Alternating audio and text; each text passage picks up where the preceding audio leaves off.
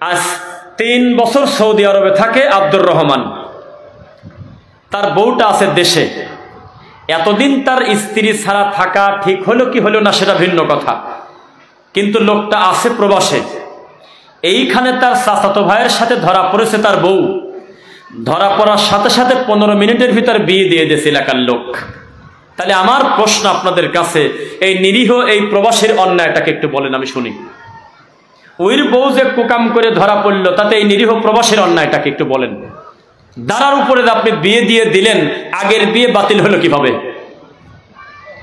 তার মানে জিনা ব্যভিচার হলো সহজ, এটা আমাদের দেশে, আর বিবাহ হলো কঠিন। আল্লাহর কসম করে বলতেছে, আমার মোবাইলে এখনো আছে, আজকেও ভিডিওটা দেখছি, মহিলা ম্যাজিস্ট্রেট গিয়েছে বিয়ে ভাঙতে। 18 বছরের একদিন আগেও যদি মেয়ের বিবাহ দিতে যান, এই খবরটা যদি পাশের প্রতিবেশী ফোন করে পুলিশের কাছে বলে, ম্যাজিস্ট্রেটের কাছে বলে, ওখান থেকে গাড়ি আসবে। আর এই কুকামটা বাইরের লোক করে না, নিজের কাছাকাছি মানুষজন এই বিয়ে ভাঙার কাম করে না মনে হয়? কেবল আপনার মেয়েটাকে দেখে গেল পাবনা থেকে লোক এসে, লোকটা বড় জোর, এদিকে কি জায়গার নাম কি আছে, আসাদ বাঘা বা এরকম চারঘাট কোথাও হয়তো কাছাকাছি গেছে। আপনার চাচাতো ভাই সিএনজি ভাড়া করে ওই লোকের ধরে বলবে যে মেয়ে খারাপ, বিয়ে দেব না। এরকম সোনার চাঁদ আমাদের দেশে আছে কিনা? তো এ ফোন দিয়েছে ওই ম্যাজিস্ট্রেট মহিলা সহ চলে আসতে। আজকের ঘটনা বলতেছি, ঘটনা আগের, কিন্তু আজকে আবার ভিডিওটা আসছে। এসে বিবাহটা ভেঙে দিল। মেয়ের বাপ বলতেছে, আমার অন্যায়টা কি? আমি তো প্রায় 2 লাখ টাকা খরচ করলাম, এই যে বিয়েটা ভেঙে দিলেন। মেয়ে বলতেছে, আমি এখন কি করব? আমার বয়স 16, এই 2 বছর কি করব? ম্যাজিস্ট্রেট বলতেছে 2 বছর প্রেম করো। আমি যদি একটা কথা মিথ্যুক বলি তাহলে আমি পাপী, আর কি বলবো? ম্যাজিস্ট্রেট বলতেছে 2 বছর প্রেম করো, তবে তুমি বিয়ে করতে পারবে না, 18 বছর পরে বিয়ে হবে। তাহলে বিবাহ কঠিন না সহজ? মূর্তি বলেন। আর জিনা ব্যভিচার সহজ না কঠিন? সহজ। অথচ 14 বছরের মেয়ে জিনা করে ধরা পড়তেছে না মনে হয়। গত পরশু দিনের খবর, এক পুলিশ কনস্টেবল দেখে যে ফুটপাতে একটা বাচ্চা কাঁদে, ও কোলে করে বাড়ি ধরে নিয়ে আসার ই করছে, ওর সাথে অকাম করছে। বাচ্চা কান্না করতেছে, ঢাকার ঘটনা বলতেছে। একজন কনস্টেবল এই কান্না সহ্য করতে না পেরে ধরে নিয়ে গেছে বাড়িতে, যায় তার সাথে জেনা করছে। কোথায় বাস করেন আপনি বলেন? আপনি তো মন্দির উদ্বোধন করতেছেন, ওইদিকে গাজীপুরে আমার বোন ধর্ষিতা হচ্ছে এক মালায়নের কাছে, কে বিচার করবে? আপনার হুজুর তো ভোট চাচ্ছে। আপনার হুজুর বলতেছে রোজার পূজা একই তো। আপনার হুজুর মূর্তির সামনে গিয়ে কোরআন বের করে বলতেছে, মাঝি হেলা করিস না, আমাকে নিয়ে যা মদিনায়। এই তো আমাদের ধর্ম। আর একটা 10-12 বছরের মেয়ে একটা অমুসলিমের হাতে ধর্ষিতা হচ্ছে 3 দিন ধরে। এইটা ধামাচাপা দেওয়ার জন্য আমাদের দেশের লোক নাকি আমরা বলে 90% উপরে মুসলমান। নাউজুবিল্লাহ বললেন না? এর থেকে কুকথা, এর থেকে বাজে কথা, এর থেকে ফাহিশা কথা পৃথিবীতে হতে পারে না যে আমরা বলে 90% মুসলমান। 90% মুসলমানকে যদি শতকরা হিসাব করেন, 98 জন মুসলমানের কোনো অনুভূতি নেই, কোনো ফিলিংস নেই। কে নামাজ পড়লো না পড়লো, কে পর্দা করলো না করলো, কে গাঁজা খালো, কে বিড়ি খালো, কে জর্দা খালো না কে নারকেল খালো, কে মধু খালো না মদ খালো, কারোর কিছু আসেই যায় না। মুয়াজ্জিন যদি মিস করে, একদিন ঘুম থেকে উঠতে দেরি করে, ওই দিন একামত দেওয়ার লোক খুঁজে পাওয়া যায় না, মসজিদ হলো 3 তালা। তো এই লোক যদি মুনাজাত করে, ফিলিস্তিনের ভাইদেরকে বোনদেরকে আল্লাহ তুমি রক্ষা করো জালেমের কাছ থেকে, মুনাজাত তো সামিয়ানার উপরেই যায় না, 7 আসমানে যাবে কবে? তার মানে বুঝতে হবে আমরা আমাদের অতীত হারায় ফেলছি, আমরা আমাদের নিজস্বতা হারায় ফেলছি। বাঘের বাচ্চা কিন্তু সামনে আয়না নাই, ভুলে গেছে মেলাদিন আগের কথা, ছাগলের সাথে পানি খাচ্ছে। বর্তমান পরিস্থিতি হলো তাই। আল্লাহ হেদায়েত দিক, বলেন আমিন। এখন বিবাহ থেকে শুরু করব। আমি জানি না আমি কতদূর পর্যন্ত বলতে পারবো, একটু পয়েন্ট ভিত্তিক লেখা আছে, আল্লাহ যদি তৌফিক দেন এর উপরে কিছু কথা বলবো ইনশাআল্লাহ। শোনেন, যে খারাপ ও 10 বাচ্চার বাপ হলেও খারাপ। ভুল বললাম নাকি? যে ভালো ও বিবাহ না করার পরেও ভালো ছিল, ছিল কিনা? তবে ব্যতিক্রম কোনো উদাহরণ না। স্বাভাবিকভাবে একজন যুবকের তার বাপ মার কাছ থেকে সবচেয়ে দামি পুরস্কার হলো একটা বউ। আপনার ছেলের বয়স 18 পার হয়ে গেছে, 20 বছর বয়স। ছেলে এসএসসি পাস করছে, ভালো রেজাল্ট করেছে, ইন্টার পাস করেছে, ভালো রেজাল্ট করেছে, আপনার সামর্থ্য আছে, আপনি ওকে একটা পালসার, ভুল বললাম, ভালো গাড়ির নাম R15, তাও মনে হয় চলে না, ভালো দামি গাড়ি কিনে দিলেন যাতে আমার সন্তানটা খুশি হয়। কারণ আমি চাইছিলাম গোল্ডেন প্লাস, আমার ছেলে তাই দিছে। তো 5 লক্ষ টাকা দিয়ে একটা গাড়ি কিনে দিলে যে উপকার ছেলের হতো না, তার থেকে ভালো কাজ হতো একটা বউ নিয়ে এসে যদি ধরা দিতেন।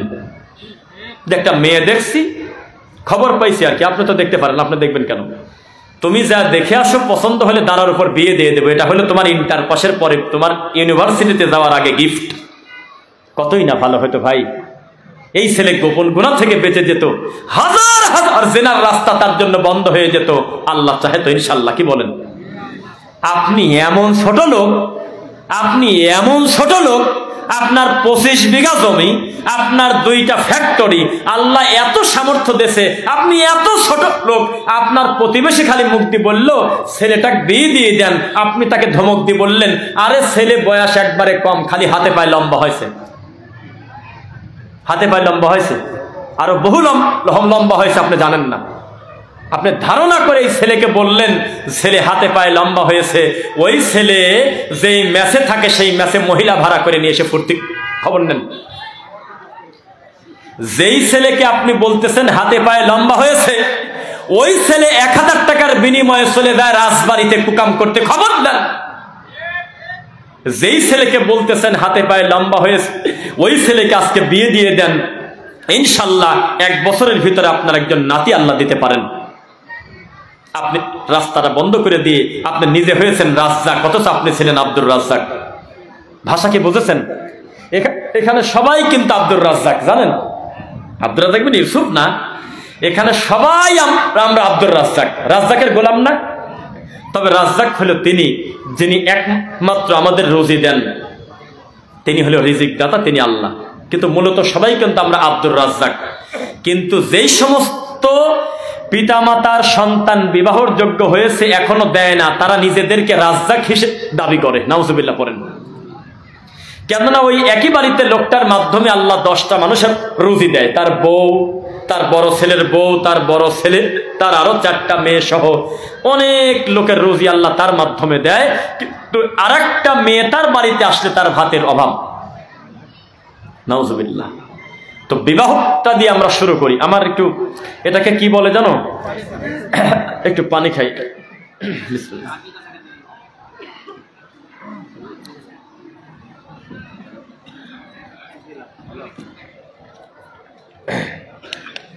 আলহামদুলিল্লাহ। তো বিবাহটাকে সহজ করতে বলেছেন মুহাম্মাদুর রাসূলুল্লাহ সাল্লাল্লাহু আলাইহি সাল্লাম, অথচ আমাদের কাছে সবচেয়ে কঠিন হলো বিবাহ। আর এই বিবাহর কাজটা মাত্র 15 মিনিটের। কয় মিনিটের? 2 জন পুরুষ মানুষ সাক্ষী, বর আর যাকে বিয়ে করবে যে মেয়েটার তার বাপ, বাপ মরে গেলে চাচা, চাচাও নাই, বড় ভাই একটু খুতবা পড়বে আর বলবে এত টাকা মোহরও নাই, আমার মেয়েকে আপনার জন্য আমি মনস্থ করলাম, আপনি কবুল করে বলেন আলহামদুলিল্লাহ, কবুল, বাস বিয়ে শেষ। আর নাই, কাজ নাই, 10 মিনিট। এইটা টান দিয়ে রাভারের মতো বলাতে বলাতে 6 মাসে 10টা বিয়ে ভেঙে গেছে। মোহর এই দেন মোহর মানে না, টাকার পরিমাণ কমে না। একজন এক এক কথা বলেছে, বিয়ের মজলিসে পর্যন্ত বিয়ে ভেঙে দেয়। খবর জানেন আপনারা? বিয়ে করতে গেছে, বিয়ের মজলিস গেটে টাকা নিয়ে মারামারি লাগছে, ফ্রি পানি চলে গেছে। বিবাড়িয়াতে গেটে মারামারি লাগে, 2টা মানুষ মরে গেছে টাকা নিয়ে। তো মারামারির যেহেতু পূর্ণতা পাইল না, না যাই পূরণ আছে, বলতেছে আমরা সবাই ব্যস্ত, আগামী শুক্রবার বাদ জোহর। এটা হলো আমাদের দেশের বিবাহ। অথচ বিবাহ সহ যাবে, হাতে গোনা কয়েকটা লোক নিয়ে যাবে, কেননা চিরদিনের জন্য যাকে সে বাড়িতে নিয়ে আসবে সেই লোকটার বাপের পর জুলুম দেবে। এত বড় ছোট লোক ছাড়া কেউ করতে পারে? কয়জন আসবেন আপনারা? তো বলে যে এই 20-22 জন ধরেন, তার মানে ছেঁচড়া। এটা মিথ্যা কথা। 20-22 জন ধরেন মানে 45। আর মেয়ে পক্ষকে বলছে যে ওরা বলছে আর তুই মানে নিলি, তুই 50 টার্গেট কর। পরবর্তীতে গাড়ি থেকে যখন লোক নামে তখন নারী ভুড়ি সহ হিসাব করে দেখা গেল 86 জন। এরপরে খালি একবার গরুর গোস্ত একটু ঠান্ডা হয়েছে, তখন বলতেছে এমন বাড়িতে আত্মতা করলি রে ভাইস্তি, আগে জানলে আসতাম না, ছোট লোক খাইতে দিল না। আমাদের দেশ, আমাদের কর্মকাণ্ড শুরুই হচ্ছে রাসূলের বিরোধিতা দিয়ে, অথচ মুনাফিক করে বলতেছে আল্লাহ যত ছেলে পেলে গাঁজা খায় খাক, আমার ছেলে জানে মধু খায়। এরপরে তো গেটে তো শুরু হচ্ছে, কেবল আমি একটা চাপায়ে বলতেছি, গেটে যখন ঢুকবে গেটে সরাসরি ঢুকতে পারবে না, বাড়িতে লাল ফিতা দিয়ে রাখা, আর এলাকার ছেলে পেলে বাঁশ দিয়ে দিয়ে কিছু কিছু গেট দিয়ে রাখছে, 100-500 দিয়ে দিয়ে তারপরে ছাড়া পেতে হবে, কারণ ও তো পাপী, ও তো পাপ করতে যাচ্ছে। বিয়ের সময় গেটে ঢুকতে দিচ্ছে না কেন? ওর অপরাধ হলো ওরা 5000 টাকা চাইছে আর ওরা বলছে 500 টাকা দেবো, শুরু করছে। এখানে কত গালাগালি, কত সোনের পানি, কত রঙের পানি, কত লবণের পানি, কত শয়তানি, কত নোংরামি হয় তার হিসাব নাই। তারপরে বরকে প্রথমে শুনতে হচ্ছে বেগানা মহিলাদের মুখে, আমার দুলাভাই হলো ছোট লোক, তোর তো মরে যাওয়া উচিত এই কুকাম করার কারণে। বিয়ে করতে যাচ্ছে একজনকে, তার আগে উলঙ্গ 10টা মহিলাকে তার মুখামুখি পেশ করা হচ্ছে, আর চেহারা যার একটু খারাপ তাকে একটু ফাঁকে রাখে, তোর বাজার ভালো না, একটু ফাঁকে থাক। এটা হলো বিয়ে। তারপরে গেটের পাপ গেল, গেটের ভিতরে যখন চলে গেল তখন যাওয়ার সাথে সাথে তার কন্যাটা তার হাতে দিচ্ছে না, অনেক কাজ আছে। এই কাজী সাহেবকে ডাকা হলো, কাজী সাহেব এসে বলতেছে যে আপনারা কোন পক্ষ থেকে, বর পক্ষ থেকে 4-5 জন ওঠেন, উঠে মেয়ে পক্ষের কাছে আসেন, আমি সহ যাব। মা মরা এতিমের মতো এই সমস্ত ল্যাংটা বাচ্চা যুবক ছেলে ফেলে যায়, ওই বেগানা মেয়ের দিক টাকা আছে। তো কবুল বলছে, কিন্তু কবুলটা ভালো করে জোরে শোনা যায় নাই। তখন এই আশপাশের মামা চাচারা ধমক দিয়ে বলতেছে যে তাড়াতাড়ি বল, আর ছেলে পক্ষের লোকজন বলতেছে তাড়াতাড়ি বলো মা, বাড়ির মেয়ে বাড়ি নিয়ে যাই, আসরের নামাজ পড়বো, তাড়াতাড়ি কবুলটা বলে দাও। তখন বলছে 2 বার, এরপরেও হয় নাই, আরেকবার বলতে হবে। মেয়ে যদি কাঁদে তাহলে মেয়ে পক্ষের লোক লাঠি নিয়ে আসে, আর যদি মেয়ে বলছে শোনা যায় নাই তাহলে ছেলে পক্ষের লোক বিশ্বাস করে না। এরকম অনেকবার বলার পর তখন চলে আসলো প্রতিবন্ধী জামার কাছে। প্রতিবন্ধী জামার কাছে এসে বলতেছে আসসালামু আলাইকুম ওয়া রাহমাতুল্লাহ। তখন এই কাজী বা এই হুজুর বলতেছে যে আপনারা কারা? কত বড় শয়তান, কেবল একসাথে বসেছিল, এক জায়গায় বসে সবাই সবার চেনে। আপনারা কারা? তো কয় যে আমরা হলো মেয়ে পক্ষের লোক। কোথায় গেছিলেন? ছেলে পক্ষের লোক। কোথায় গেছিলেন? আমরা মেয়ের কাছে গেছিলাম। মেয়ে কি কবুল বলছে? হ্যাঁ বলছে। আবার ওই লোকের পাপ বেশি যেই লোকটা মেয়ে পক্ষের উকিল হয়েছে, কারণ ওর তো শিখায় দিছে এত টাকা দেনমোহর ধার্য করিয়া যাহার অর্ধেক টাকা চাহিবা মাত্র, বাকি টাকা ধীরে ধীরে ক্রমান্বয়ে আদায় করিতে থাকবে। মোহর না হলে 5 লাখ, নগদ হলে 1720 টাকা, বাকি টাকা মাফ করে দাও, ইলা ইয়াউমিল মাউত। এইভাবে অনেক কিছু বলা লাগে, তো পারে না। তখন বলতেছে কি বলছিলেন? তখন বলতেছে আমি এই প্রস্তাব মেয়ের কাছে দিলাম, মেয়ে কবুল বলছিল। হ্যাঁ, আপনারা সবাই শুনছিলেন তো? শিওর শুনছেন তো? এইভাবে বলতে থাকে। শয়তান অভিনয় করতেছে। অথচ এই বিয়ের মজলিসে মেয়ের কাছে কোনো কামই নেই, কোনো দরকার নেই, 1 মিনিটের কাজ নেই। এই কাজ হলো মেয়ের বাপের, আর ওই বাপ হলো তরকারির কাছে দাঁড়া আছে। মেয়ের বাপ হলো পান খাচ্ছে, বিড়ি খাচ্ছে, আর হলো মেহমানদেরকে রিসিভ করতেছে, এদিকে বিয়ের কাম চলতেছে। হঠাৎ যদি ওনাকে কেউ ডাক দেয়, বলে তাড়াতাড়ি বলো কাজ আছে, চলে যাব, বিয়ের দিন, ওই বাপ নাই। কোথার থেকে একটা দুলা ভাই ধরে নিয়ে এসে বলতেছে যে আমার গার্জেন উনি, উনি যেটা বলে সেটাই। আস্তাগফিরুল্লাহ আযীম। অথচ বিয়ের মজলিসে মেয়ের কোনো কাজ আছে? মেয়ের পক্ষ থেকে মেয়ের বাপ দাঁড়িয়ে যাবে, আমি উকিল। এরপরেও যদি মেয়ের বাপ বিয়েতে অনুপস্থিত থাকে বা রাজি না থাকে, বিবাহ বাতিল বাতিল বাতিল। উনি রাজি না থাকলে বিয়ে হবে না। ঠিক তো বললেন। মাযহাবী তরিকাপন্থী সমাজে আছে তো আছেই, আহলে হাদিস সমাজে আজ আমি এখানে সাক্ষী দিতে পারবো, ইমাম সাহেব মেয়ের কাছে গেল না কেন, সেজন্য তার জবাব চাই। আমি জানি বলতেছি, এমন লোকের কাছে জানছি, তার নাম আমি ফেস করব না, তিনি আমার আলেম ভাই। মেয়ের কাছে গেল না কি কারণে? মেয়ের কাছে কেন যাবে সে? মুহাম্মদ সাল্লাল্লাহু আলাইহি ওয়াসাল্লাম যায় নাই, আবু বকর সিদ্দিক যায় নাই, সাহাবা কেরাম যায় নাই, উনি যাবে কি কারণে? কয় যে মেয়ের একটা অনুমতি লাগে না। তো মেয়ে চেতন পায় নাই, ঘুমের পরীক্ষা আছে 20 দিন আগে, এই বিয়ের কথা চলতেছে প্রায় 1 মাস ধরে, কিছুই ঠিক পায় নাই। অন্যখানে যদি প্রেম থাকতো এতদিন ঘর বাড়ি উদ্ধার করে দিত না। যদি নারাজ থাকতো তার ভাবিকে দিয়ে মাকে দিয়ে বলাতো না এতদিন। তো এখন আমি তার সামনে খাতা নিয়ে যাবো কেন? বোঝে না। যাই হোক, অনেক সময় কাটানোর পরে এই বিয়ের মজলিসে এসে যাই হোক এক কাজ করালো, ছেলেকে বিয়ে বললো যে আপনি এটা বলেন ওটা বলেন। বলার পরে একটা মুনাজাত তো হবেই, হবে না? একটা মুনাজাত হচ্ছে, আপনিও মনে করছেন যে ঠিক আছে, আমি আহলে হাদিস, ঠিক আছে, যেহেতু বিয়েই বাড়িতে আসছি, এখানে একটু ধরি, এটা কি আছে। আপনি একটু ধরলেন, ধরে শেষ করলেন, করার পরে হাসতে হাসতে মরি এই জামাইকে বলতেছে যে বাবাদি তুমি দাঁড়া, একটু সালাম দিয়ে দাও। এখন দাঁড়াবে কি কামে? কথা এবং কাজের পূর্বে কথা এবং কাজের পূর্বে সালাম। এখন সালাম দিচ্ছে কি কারণে? তখন তারা বলতেছে আসসালামু আলাইকুম, এটা মানুষ বলতেছে। এরপরে যাই হোক একটা অবস্থা গেল, ওই যে যা যা দেওয়া সেগুলো বুঝে নেওয়ার জন্য আবার লোক থাকে, বড় বাক্স ছাড়াই দিয়েছে। আসলেই এটা কি স্বর্ণের কিনা পরীক্ষা করার জন্য রাজমিস্ত্রি নিয়ে গেছে 2-4 জন। তারপরে কোন জিনিসের কত মূল্য পুরো একটা খাতা ধরা দিয়েছে, মূল্য, এই দাম সিরিয়ালে দেওয়া। ওদিকে গেট করে টেবিল চেয়ার নিয়ে যে নোংরামি হচ্ছে সেটা নাই বা বলি। আজকে আমি এই বক্তব্যের মাধ্যমে বলি, ছেলে বিয়ে দিয়ে অনুষ্ঠান করে যারা চেয়ার টেবিল নিয়ে টাকা কালেকশন করে তারা ছোট লোক, একবারে ছোট লোক, তারা মেথরের মতো, তাদের কোনো হায়া লজ্জা নাই। বেশি সামর্থ্য থাকলে 10টা গরু মেরে ছেলের বিয়েতে খুশি অলিমা করে খাওয়া দেন, কারোর কিছু আসা যায় না। কিন্তু আপনি টেবিল নিয়ে বসলেন কেন? এই ভয়তে তো কেউ ঢুকতেই চাচ্ছে না। আবার কে কত দিলে তা 20 বছর ঠিক রাখে, ও আবার যায় ওই অনুযায়ী সে ওই বাড়িতে তার টাকা দিবে, প্রতিশোধ। মুসলমানের কাছে আসছে প্রতিশোধ।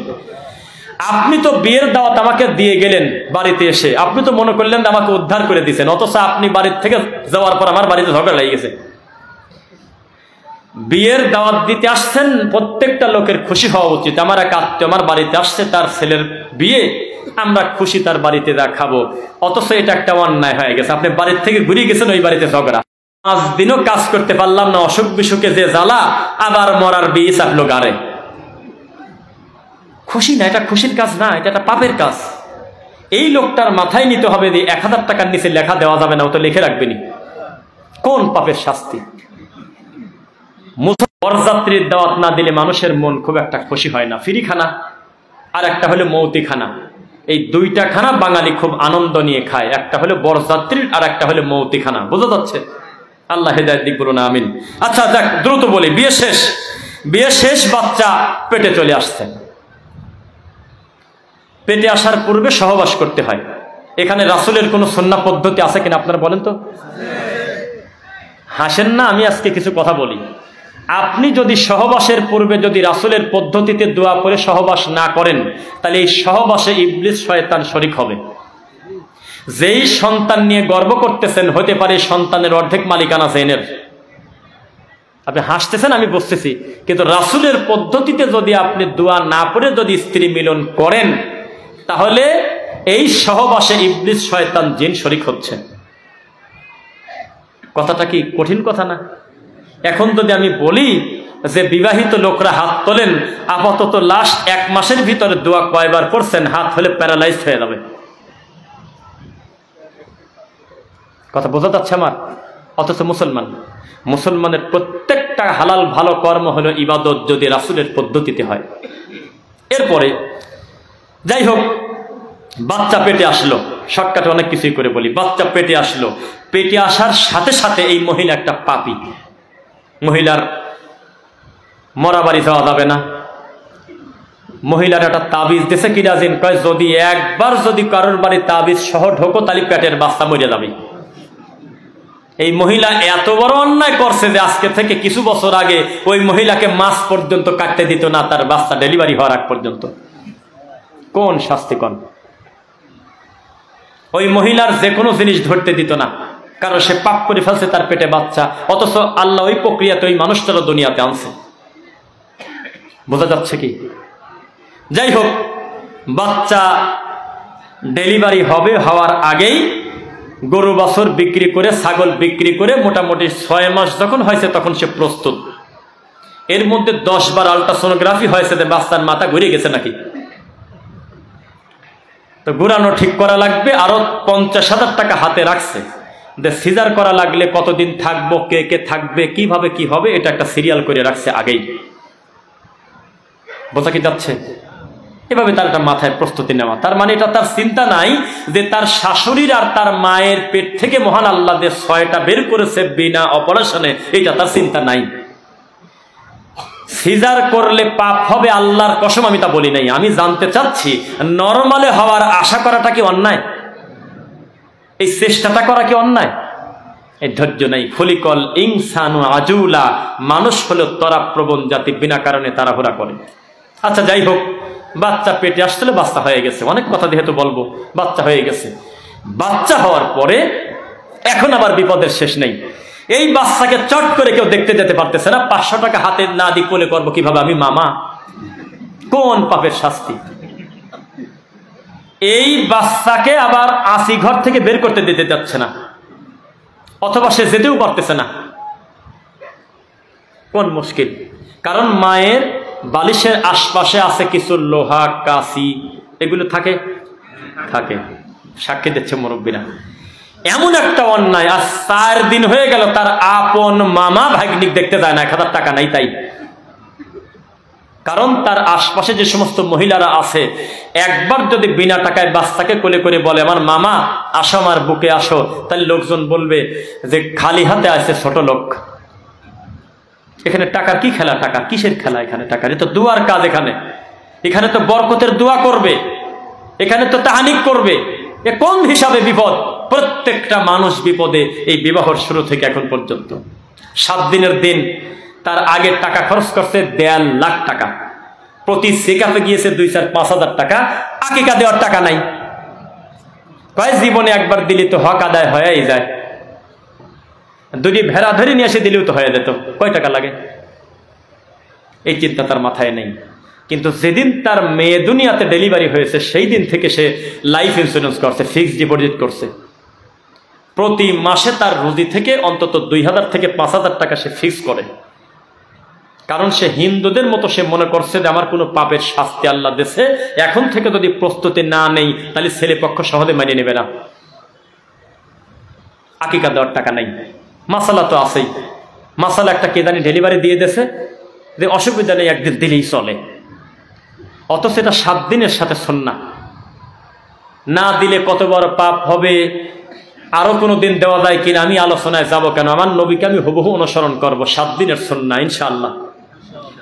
7 দিন ছেলের জন্য 2টা, মেয়ের জন্য 1টা খাসি ছাগল দিয়ে দিলেন। দেওয়ার পরে আর কোনো কাজ নাই নাকি? সুন্দর করে মাথার চুল নেড়া করে দিবেন।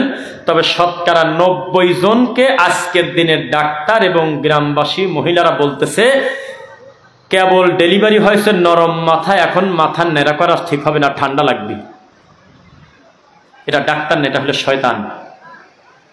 যদি সত্যি তার অ্যালার্জি অথবা বড় ধরনের কোনো রোগ থাকে, যদি বিশেষজ্ঞ ডাক্তার বলে ভিন্ন কথা, নইলে কোনো যুক্তি চলবে না। 7 দিনেই চুল কাটতে হবে, কাটতে আপনি বাধ্য। সুন্দর একটা নাম রাখতে হবে, নাম শুরু করতে হবে আব্দুল্লাহ, আব্দুর রহমান দিয়ে, আমাতুল্লাহ দিয়ে, মহিলা হলে, মেয়ে হলে।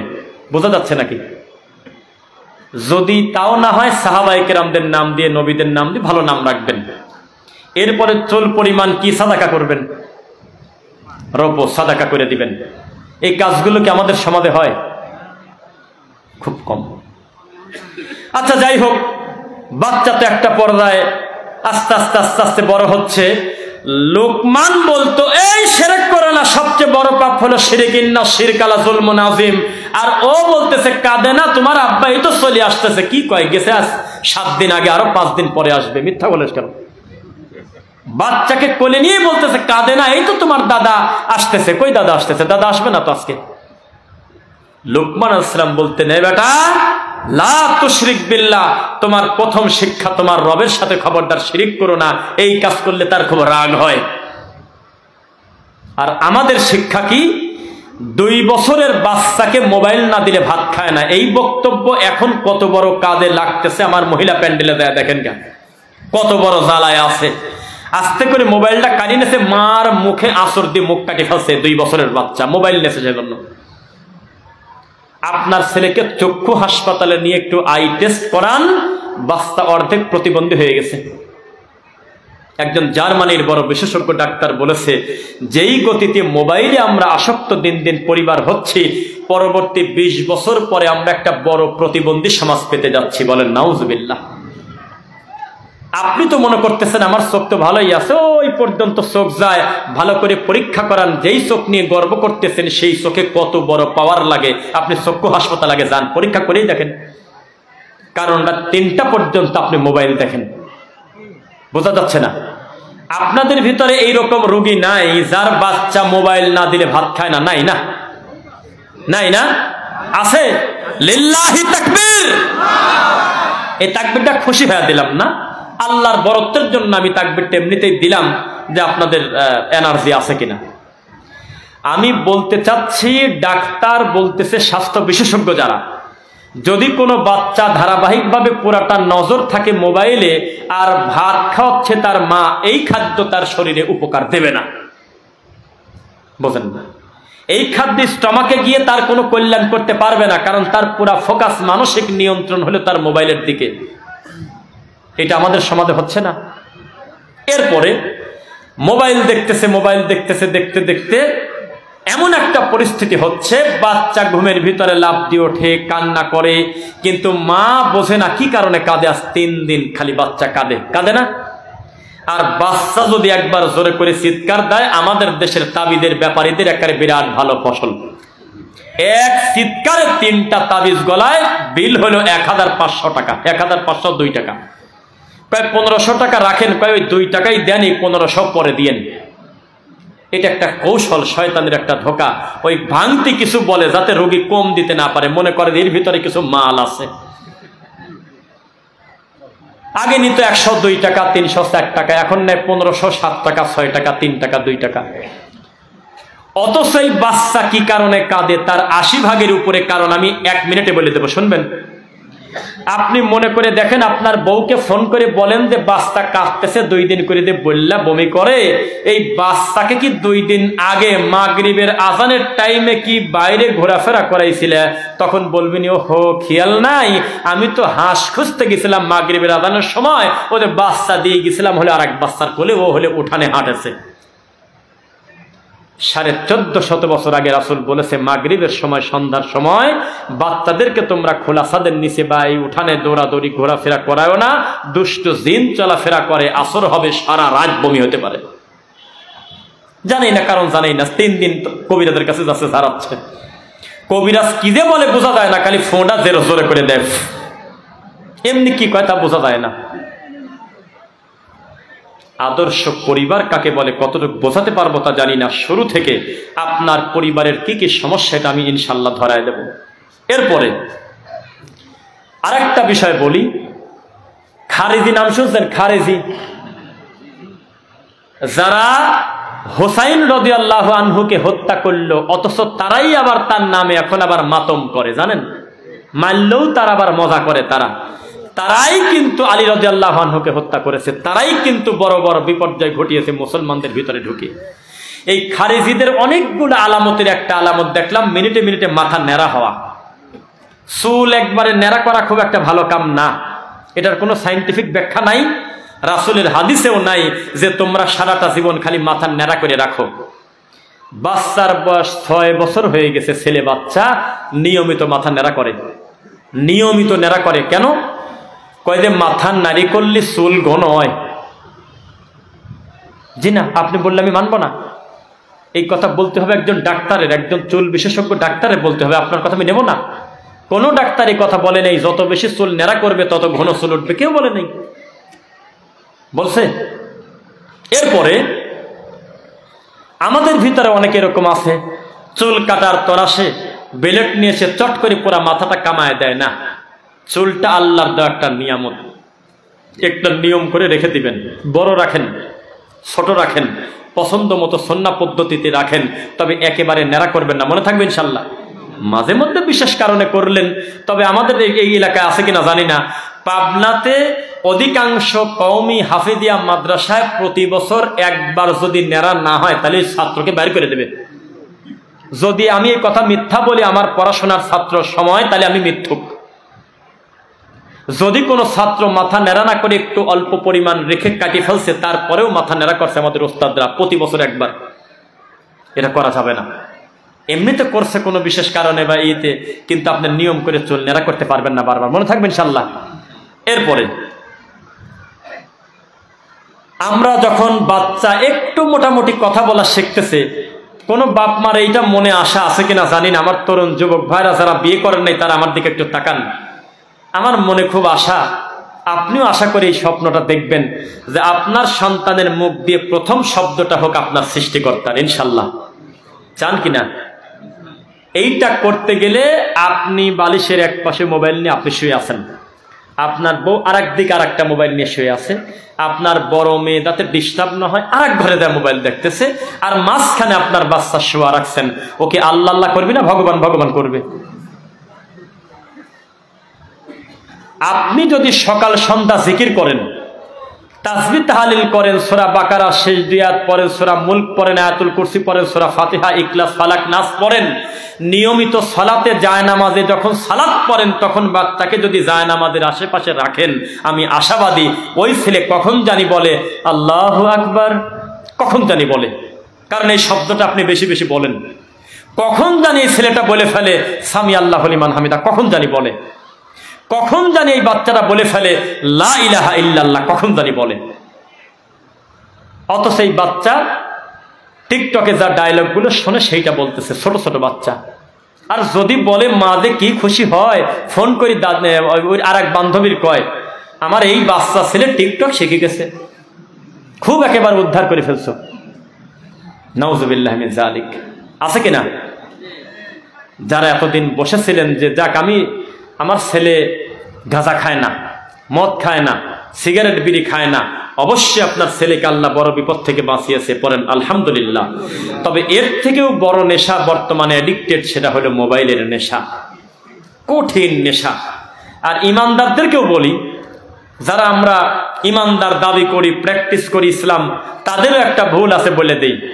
একজন খুব দুঃখ করে ফেসবুকে একটা পোস্ট করছে যে ফেসবুকের কল্যাণে এত বেশি নবীর হাদিস পাচ্ছি, কোরআনের আয়াত অনুবাদ পাচ্ছি যে আমল করার টাইম পাচ্ছি না। ফেসবুকে স্ক্রল করলে একটু পর পর উপদেশ, এত নাম্বার আয়াতের এত নাম্বার অনুবাদ, রাসূলের হাদিসের এই অনুবাদ, মিনিটে মিনিটে কত সুন্দর সুন্দর আমল, কিন্তু আমল করার টাইম পাচ্ছে না, কারণ ওই দেহে সারাদিন। তাহলে মন্দ লোক বিপদে সেটা বলেন না, ভালো লোকও বিপদে।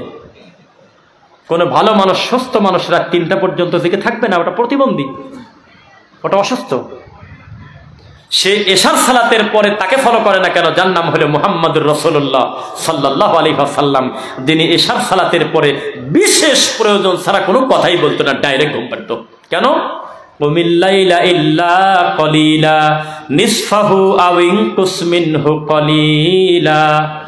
কারণ তাকে বলা হয়েছে সারা রাত জাগবেন না ঠিক আছে, সারা রাত ঘুমাবেন না ঠিক আছে, তবে রাতের কিছু অংশ আপনি আপনার আল্লাহকে সেজদা দেন, তাহাজ্জুদ আপনি পড়েন, কিয়ামুল লাইল আপনি করেন। তো যেই লোক ঘুমাচ্ছে রাত 3টায়, ও কবলাল জোহর চেতন পাওয়া তো রিস্ক আছে। কথা বোঝা যাচ্ছে? তো এটা থেকে আপনারা বেঁচে থাকবেন। যাদের হাতে মোবাইল আছে, অ্যান্ড্রয়েড ফোন আছে, এই মোবাইলের আসক্ত থেকে বেঁচে থাকবেন। যতদিন আমি আসক্ত ছিলাম ততদিন এই বিষয়ে বক্তব্য দেই নেই। এখন নিজে আমি চেষ্টা করেছি স্বাস্থ্য সচেতন হওয়ার কারণে, এখন আমি জানি এটার ফজিলত কত বেশি ভালো, আলহামদুলিল্লাহ। একজন স্বাস্থ্য বিশেষজ্ঞকে যদি আপনি গোটা শরীর পরীক্ষা করান আর সে যদি খবর পায় রাত 3টা পর্যন্ত আপনি মোবাইল দেখেন, ও বলবে যে 90% সমস্যার কারণ আপনার রাত জাগা। শুনতেছেন? এটা থেকে বেঁচে থাকবেন, বলেন আমিন ইনশাআল্লাহ। এরপরে বাচ্চা যখন মোটামুটি একটু কথা বলা শিখে গেল, বাপকে বাপ কয় না? কথা উত্তর দিচ্ছেন না। বাপকে বাপ বলে না, মাকে মা বলে কিনা? দাদাকে কি কয়? কথা বলে না।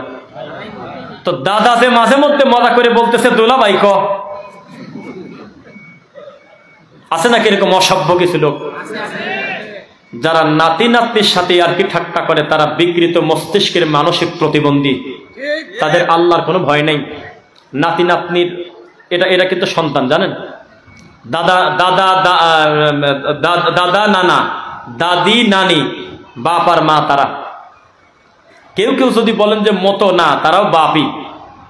এই কথা খ্রিস্টান বলেছে। খ্রিস্টান তার দাদাকে বলে গ্র্যান্ডফাদার, মানে বড় আব্বা। আর এই বাঙালি জাতি আমরা বুঝলাম যে ওই দাদা আমার বিয়ে করবা, দাদা দাদি তোমার এখনো তো যৌবন আছে, আমার সাথে বিয়ে পুষবে। এই কথা তুমি যেন তোমার মাকে বললে, এই কথা তুমি যেন তোমার আব্বাকে বললে। কেন? কারণ বাপের বাপও বাপ। কোনো মায়ের বেটা থাকলে চ্যালেঞ্জ করেন, হাত তুলে, আমি মিথ্যা বলছি। বাপের বাপও বাপ, কেউ হাত তোলেন তো আমি মিথ্যা বলছি বলেন। মায়ের মা মা, তার মা মা, ওইভাবে যত দূর যাবেন মা। জানেন আপনি? শোনেন নাই কোনোদিন? শোনেন নাই? দাদা, দাদার বাপ, তার বাপ, সিরিয়ালে যত যাবেন সবই আপনার বাপ। তাহলে দাদা যদি একদিন তার নাতিকে বলে আমার বিয়ে করবি, তাহলে দাদা কি জ্ঞান আছে দাদার? ওই লুচ্চা কিছু বদমাইশ দাদা দাদি আছে, দাদা নানা আছে, ওই নাতি বেটার বউ খুঁজে বেড়ায়। রান্না করতেছে, দেয় একটা চিমটি দেয়, তোর তো ভালোই দেখা যায়, আমাকে আমার বিয়ে করবি নাকি? আবার দাদাকেও মস্কারা করে নাতি বেটার বউরা বলে, তাদেরকে জানিয়ে দিয়েন, কেউ যদি কোনো মেয়ে যদি তার বাপকে বলে আমাকে কি বিয়ে করবেন, এটা বলা যেমন শুনতেও লজ্জা লাগে, ঘৃণা লাগে, তার দাদাকে যদি বলে যে দাদা তুমি আমার বিয়ে করবে, এটাও একই কথা। এর থেকে আর ভাঙিয়ে বলতে পারলাম না। দাদা বলে ডাকতেছেন, বাংলার একটা কথা একবারে প্রতিষ্ঠিত হয়ে গেছে, এটা ভিন্ন কথা, কিন্তু এটার মানে কিন্তু ভাই না। এটার মানে ভাই না, এটা বিশ্বাস করেন, এটা ভাই না, এটা আব্বা। আবা হুকুম তোমাদের আব্বারা, উম্মাহাতুকুম তোমাদের মারা। তার মানে এখানে আমার দাদি আমার মা, আমার নানি আমার মা। আপনার কি বলবো? এই ওয়াজ আমি যদি বাড়িতে যা কই, আমার কবি আমার ছেলে পাগল হয়েছে, আপনার কি বলবো? আমি তো জানি পরিস্থিতি কত কঠিন হবে। আমি যদি কালকে যে আমার নানিকে বলি যে মা ভালো আছো, তাহলে চারদিক টাকা বেঁধে ওর সাথে মা আবার কখন আসলো, এবং এটার জন্য আমার গোটা এলাকায় জবাবদিহি করতে হবে, অথচ আমি কোনো অন্যায় করি নাই। উনি যদি আমাকে আব্বা বলে ডাকে, আব্বা তুমি ভালো আছো, এটা তার কোনো পাপ না। ছেলে তুমি ভালো আছো, এটা তার অন্যায় না। কিন্তু বলতে পারবেন সবাই গিয়ে? কালকে তার নানাকে আব্বা বলতে পারবেন? দাদাকে আব্বা বলতে পারবেন? সমাজের পরিস্থিতি কত! ইউকাযযাবু সাদিকু সাদ্দাকুল কাযিব, মিথ্যা হয়ে গেছে সত্য, সত্য হয়ে গেছে মিথ্যা। বলেন নাউযুবিল্লাহ। আচ্ছা, ধারাবাহিকভাবে বলতে থাকি। এরপরে বলেন তো দেখি, কোরআন মাজিদে এরকম কোনো কথা আছে কিনা যে তোমাদের আব্বাদেরকে বিবাহ করা হারাম? আছে কিনা? তোমাদের মায়েদেরকে বিবাহ করা হারাম, এই কথা কোরআন হাদিসে আছে কিনা? তো কোরআন হাদিসে যদি থাকে, এইটা সবচাইতে ভালো বোঝার কথা কার? হুজুরের না জেনারেল শিক্ষিত লোকের? বুঝে কথা বলবেন। হুজুরের না। অথচ 1450 বছর আগে কোরআন আসছে, এখন পর্যন্ত কাগজেই লেখা আছে, কিতাবে এখনো পর্যন্ত কোরআনটা এভাবেই আছে। কোনো দিন আপনার হুজুর জানতেও দিল না কোনো জিনদের দাদাও আব্বা। তাহলে এই সমাজে এত ঠাট্টা মস্কারা হয়তো? কেউ যদি লোক হাসানোর জন্য মিথ্যা বলে, তার ঠিকানা হবে জাহান্নাম। কি হবে আপনার আমির হামজা হুজুরের? এক কারণ ছাড়াই খালি হয়তো ফায়সা কথা বলে, ভেড়ার গায়ের লোম বাছাই করা যেমন, এই লোকটার ওয়াজের ভিতরে ভালো কথা বের করা, মন্দ কথা বের করা তেমন। কিছু কিছু দালাল বলে কি জানেন? কয় যে উনি জেল খাটছে, ওনার খুব প্রেশার গেছে, তো এই জন্য উল্টা পাল্টা বলে। জেল কি আর কেউ খাটে নাই ভাই? সত্যি যদি তার মস্তিষ্ক বিকৃত হয়, তো পাগলের খোলা মাঠে ছাড়ছেন কেন? কেন আপনি তাকে ধরে মাঠে নিয়ে এসছেন? সে নবীকে বলে সাংবাদিক, মানা যায়? সে ওই নায়িকাদের দিকে আল্লাহর নাম নিয়ে তাকাতে বলে, এটা সহ্য করা যায়? সে বলে যে আমি মন্দির উদ্বোধন করতে গেছিলাম, এটা সহ্য করা যায়? সে বলে যে আমি কুষ্টিয়া চৌরাস্তা দিয়ে যাচ্ছিলাম, একটা লোক তার বউ নিয়ে যাচ্ছিল, কি সব নোংরা কথা কিলকিল করে কেলায়, এটা বক্তব্য? এটা ওয়াজ? ধৈর্য ধারণ করি আমরা। ইলেকট্রিসিটি চলে গেছে, আমরা আল্লাহর সিদ্ধান্ত মেনে নিচ্ছি, আমরা একটু ধৈর্য ধারণ করে থাকবো ইনশাল্লাহ। বিকল্প ব্যবস্থা আছে না? মাশাআল্লাহ।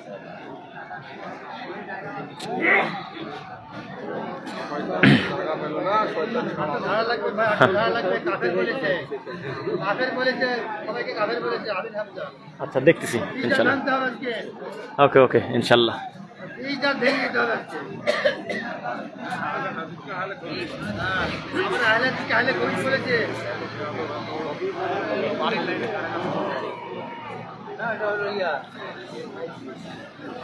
আলহামদুলিল্লাহ পড়েন।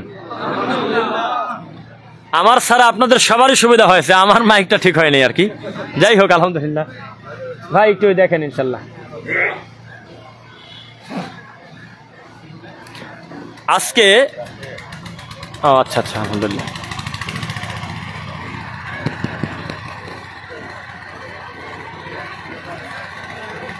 আলহামদুলিল্লাহ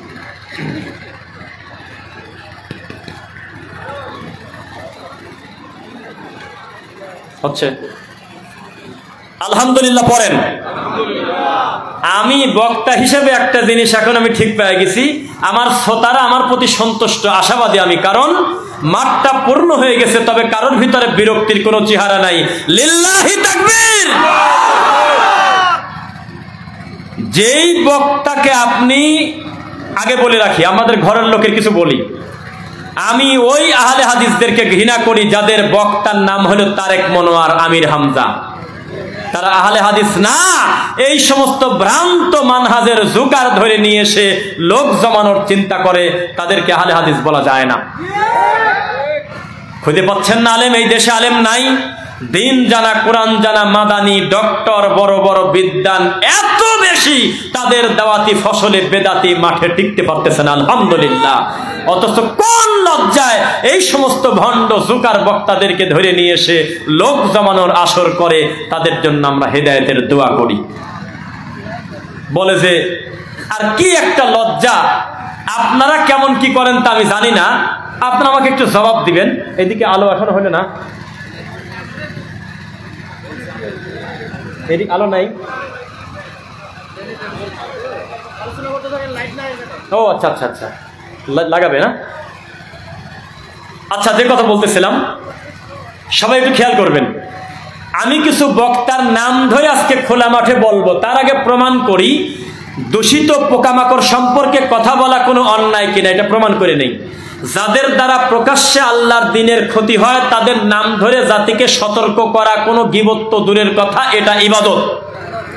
যাদের দ্বারা আল্লাহর দ্বীন বিকৃত হচ্ছে, যারা দ্বীন নিয়ে, রাসূল নিয়ে, ঈমান নিয়ে, তাওহীদ নিয়ে, কোরআন নিয়ে, আহলুল হাদিসদেরকে নিয়ে, মানহাজ নিয়ে যারা ব্যঙ্গ করে, তাদের থেকে জাতিকে সাবধান করাটা কোনো পাপ তো নয়, বরং ইবাদত।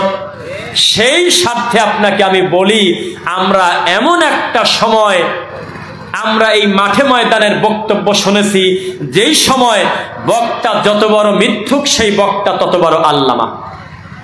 এটা হলো আমাদের দেশের নীতি। কি একটা কথা খোলা মাঠে পাবলিকের সামনে বলতেছে যে ওই অমুক মহিলার দিক তাকা থাকো বিসমিল্লাহ বলে, একটা লোক তাকে বলল না যে আপনি বক্তব্যটা সংশোধন করেন। কেউ কিছু বলে না, কারণ আমি বক্তব্যের শুরুতে বলেছিলাম এই জাতির কোনো ফিলিংস নাই, কোনো অনুভূতি নাই। আমি যে বক্তব্য দিচ্ছি এখানে আমি না দিয়ে যদি তাহেরি বক্তব্য দিত, তাহেরি, এর পরেও কেউ প্রতিবাদ করতো না, কারণ আমরা হয়ে গেছি জড়বস্তু। আবার তাহেরির মাঠে আমি 1 ঘন্টা বক্তব্য দিয়ে আসবো, আমাকে কেউ বলবে না যে ওকে ধরে মারো, এমনি বসে সুবহানাল্লাহ মাঝে মধ্যে বলতেছে। এই মানুষ হয়ে গেছে আমরা জড়বস্তুর মতো, কোনো অনুভূতি নেই। এই মানুষ দুনিয়ার ব্যাপারে কত সচেতন। 1 শতক জমি কেনার জন্য লোকটা তন্ন তন্ন করে কাগজ তদন্ত করতেছে আজ 1 মাস, অথচ ইসলামের ব্যাপারে বক্তা জাল হাদিস বলে গেল 50টা, একটা লোক হাত তুলে বলল না যে আপনার কথা পরিবর্তন করেন, কথা মিথ্যা কেউ বলে না। রানিং মাহফিল থেকে মিথ্যুক বক্তাকে ধরেন, ধরে তাকে বলেন যে আপনার এই কথা বলা ঠিক হচ্ছে না, এইটুক কথা বলে যদি সংশোধন করে দেন, আমরা আশাবাদী পরবর্তী বছর ও তো আসবেই না, অন্য কোনো বেদাতি কাটাখালি ঢুকতে গেলে মানা করবে, ওই এলাকার লোক ভুল গেলে জায়গায় ধরে দেয়। যেদিন থেকে আপনার সম্পদ আপনি নিজ দায়িত্বে বুঝে না নেবেন, সেই দিন আপনার ঘাড়ের উপরে কাঁঠাল ভেঙে আব্বাসী মৌলবীর মতো কাঁঠাল ভেঙে খাবে। এই জাতি হলো আবেগী জাতি। আমি আপনাদেরকে আসলে আলো ভালো থাকলে একটু বিষয়টা ভালো হতো, আলোর বিষয়টা একটু দেখেন, অন্যদিকে দরকার লাইন কেটে বাইরে অনেক আলো, এই দিকে দেওয়ার চেষ্টা করেন ইস্টেতে। কি কারণে এমন হচ্ছে একটু দেখেন ভাইরা। তাই নাকি? ব্যাপারটা কি, নাকি আপনাদের এই বড় হুজুরের নাম নিছি জন্য বন্ধ হয়ে গেল? পাবনা কাশীনাথপুর নাম শুনেছেন কেউ? পাবনা কাশীনাথপুর, বক্তা ডক্টর ইমাম হোসেন, বক্তা রফিকুল ইসলাম বিন সাইদ। আমার বক্তব্য যখন রানিং চলতেছে তখন হঠাৎ করে মাইক বন্ধ। কি হলো? পরবর্তীতে তদন্ত করে দেখা গেল বেদাতিরা মাইকের তার কেটেছে। আমি দায়িত্ব নিয়ে কথা বলতেছি, সেম কথা আমার ইউটিউবে এখনো আছে। তো লাইনের তার কেটে দিয়ে রড লাইট বন্ধ করে দিয়ে তো দাওয়াতি কাজ থামানো যাবে না নাকি? এটা বললাম আর কি, এটা হয়েছে সেটা জানি না, আল্লাহ তুমি ভালো জানো। সব আলো জ্বলতেছে, বক্তার মুখামুখি লাইট বন্ধ। এইটার হাকিকতটাকে একটু বলেন, এইটার মারেফত আমি আসলে বুঝতে পারতেছি না। এই বিষয়টা আপনারা একটু ক্লিয়ার করেন। এই যে মিডিয়ার মাধ্যমে আমাদের এই বক্তব্য হাজারো মানুষের, লাখো মানুষের কাছে এই সত্যটা পৌঁছে যাবে না? অথচ তারা কিন্তু আমাকে দেখতে পারতেছে না, শুধু শোনা যাচ্ছে কথা। একটু বিকল্প ব্যবস্থা করেন। যাই হোক, আমরা আমাদের কথায় থাকি। আদর্শ পরিবার গঠন করতে হলে আমাদের বাসাটাকে আদর্শ করতে হবে কিনা? সবাই তাকাবেন, অন্যদিকে তাকাবেন না। আলো যেখানে যায় যা হয় হোক, এইবার সবাই আমার দিকে তাকান, ধারাবাহিকভাবে শুধু আমলিয়াত কথা। নিজের বাসা থেকে বের হচ্ছেন, বিসমিল্লাহি তাওয়াক্কালতু আলাল্লাহি লা হাওলা ওয়ালা কুওয়াতা ইল্লা বিল্লাহ, এই কথা বলে বাড়ি থেকে বের হয়েছেন যিনি, তার নাম হলো মুহাম্মাদুর রাসূলুল্লাহ সাল্লাল্লাহু আলাইহি ওয়াসাল্লাম। যত সময় বাইরে থাকবেন আল্লাহর জিম্মায় থাকবেন, আল্লাহ আপনাকে বিপদ আপদ থেকে হেফাজত করবে। বাড়িতে যখন আপনি ঢুকতেছেন, বাড়িতে আপনার বউ নাই, মা নাই, ছেলে নাই, কেউ নাই, সবাই গিয়েছে আপনার শ্বশুর বাড়ি, আপনি জানেন। এরপরেও কারণ ছাড়া, লোক না থাকার পরেও দরজা খুলে নিজের বাড়িতে নিজে আসসালামু আলাইকুম বলে বাড়িতে ঢোকেন। এই সালাম দেওয়ার সাথে সাথে সঙ্গে সঙ্গে ওই বাড়িতে শয়তানের আর জায়গা থাকলো না। কে কাকে গুরুত্ব দেবে? নিজের টয়লেটে ঢুকতেছে নিজের ঘরে। আমি যদি বলি আজকে সারা দিনে যতবার টয়লেটে গিয়েছেন প্রত্যেকবার বিসমিল্লাহি আল্লাহুম্মা ইন্নী আউযু বিকা মিনাল খুবুসি ওয়াল খাবাইস, এই দোয়াটা কতজন পড়েছেন? আমার মনে হয় 10 জন লোকের হাত ওটা কঠিন আছে। অথচ মানুষ যদি জানতো, যারা আমাদের প্রকাশ্য শত্রু, যারা আমাদের বড় ক্ষতি করে,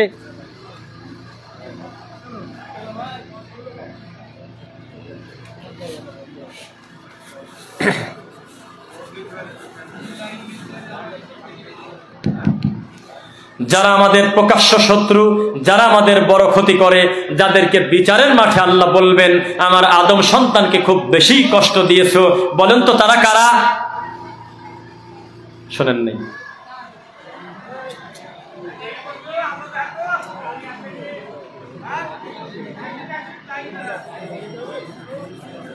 আলহামদুলিল্লাহ, যাক, ইলেকট্রিসিটিও চলে আসছে, আমিও এখন সালাম দিয়ে চলে যাব। কেননা এটা আমার খুবই স্বাভাবিক কথা। আমার পরবর্তী আলোচক থাকলে আমি সরাসরি তিনি আসার সাথে সাথে সালাম দিয়ে তাকে রেখে চলে যাব, এটা হলো আদব। আমি যত কথার ভিতরে আমি থাকি না কেন, আমি চাইলে তো গোটা রাত আমি আমার ভাঙা বিদ্যা দিয়ে পুরা কথা শেষ করতে পারবো না। এজন্য আমি আমার পরবর্তী আলোচক সম্মানিত প্রিয় ভাই আকবর বিন আবেদ হাফিজাহুল্লাহ আসতেছেন, আমি এখনই ছেড়ে দেব। ওইটা শুধু বলতে চাচ্ছি, আমি বলছিলাম জিনের কথা, আপনারা কেউ ধরতে পারেন নাই। কিসের কথা বলেন তো দেখি? জিন। বলেন তো জিনদের প্রধান সচিবালয় কোথায়? আপনার প্রত্যেকের বাড়ির টয়লেট হলো জিনদের সচিবালয়, ওখানে তাদের মূল সেন্টার।